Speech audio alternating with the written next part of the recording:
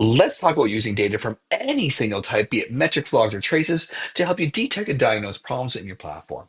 Now, detecting and diagnosing, Honeycomb really wants you to use SLOs for this, and they work particularly well with tracing or logging data because of that high contextual nature of that data, though you can use it with metrics as well.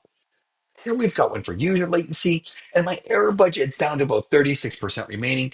Not amazing, not awful, but still not great. And a big reason for only 36% error budget remaining is this big spike we just had that really shows a lot of poor user performance that happened.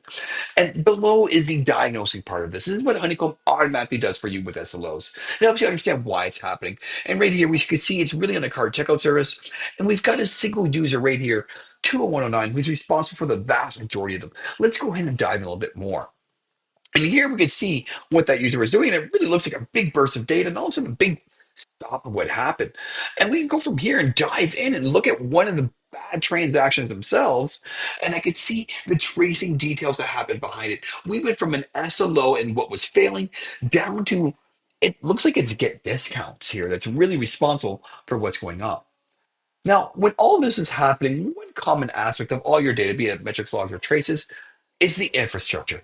It's that pod name right there. So let's look at a query that just looks at duration across everything grouped by that infrastructure component pod name.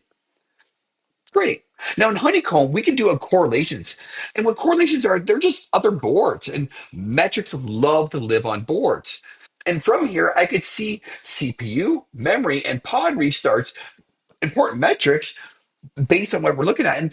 And above, we could hover and highlight the individual services up here grouped by those pod names and the tracing detail. And we could see the same highlights happening in the charts below. And when I hover over that bad room that we've got with that high duration, we could see it was a memory failure and it was that pod reset that led to it. This is combining data from whatever telemetry type it is and combining them on that same view to help you really understand what's going on. That's really the Ollie 2.0 way, is combining all your telemetry data. It's really just telemetry.